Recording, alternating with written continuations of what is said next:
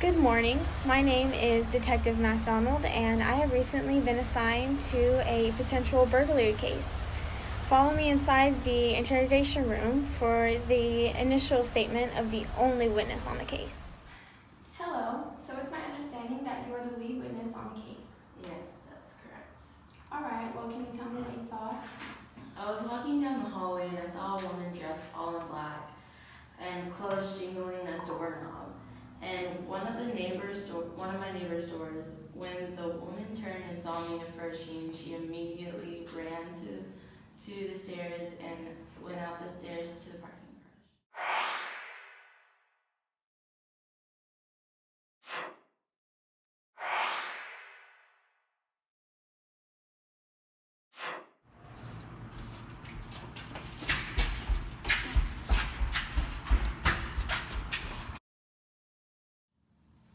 All right. The description you described is similar to a police report.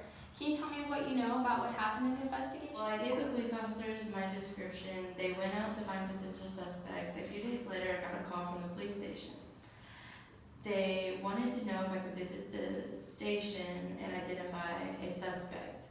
The officer and I sat down at the table. He showed me pictures of the potential suspects, and the second to last photo they showed me, it was I'm the lead investigator on this case.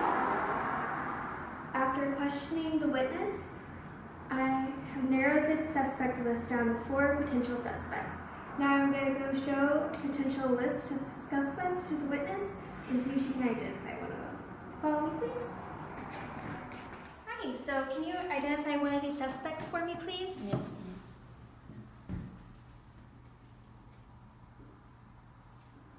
That one.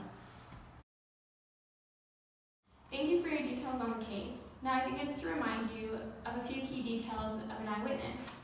Can you describe the suspect for me? She's about 5'6", 5'7", Hispanic, black hair. Yeah.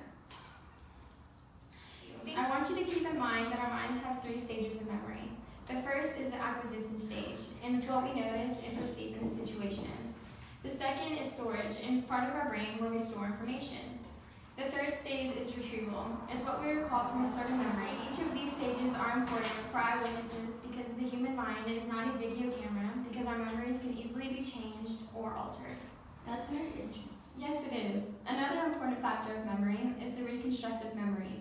It involves memories being distorted by information encountered after an event has occurred. An example of this is misleading questions that happen during interrogations, such as police investigators telling you that they believe a suspect has a tattoo. Even though you don't remember seeing a tattoo on the suspect during the crime, your memory will most likely change itself because you are introduced to more information that you previously did not know. The officers never told me any extra information about the suspect, so I'm sure I have identified the right True, but it's important to know that your mind can be predisposed to bias. Like the own race bias, which is the tendency for people to better recognize faces of their own race than those of other races. This could be because we tend to spend more time with people of our own race. When examining another person's face of our own race, we examine more individualized features that distinguish that face from our own. While if you were to examine another person's face that was a different race, you are more likely to categorize those features to that race. After knowing all this, I am still certain I picked the right one. The person I identified looks exactly how I remember them. Okay, if you are certain, I feel confident with moving forward with the case.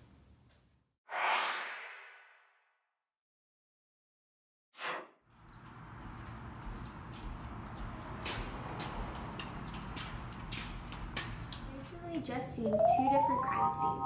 One is from the witness's mind of what she perceived and saw, and the other is what actually happened.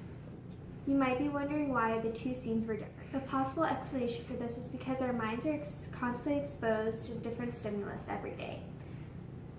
And during the heat of the moment, our minds can misinterpret what we see. Eyewitness testimonies are not always accurate. Like in this case, the witness might have perceived something suspicious and thought there could be a potential threat. Like in this case, the witness might have saw something suspicious and perceived that as a potential threat, so her mind may have altered some of the circumstances.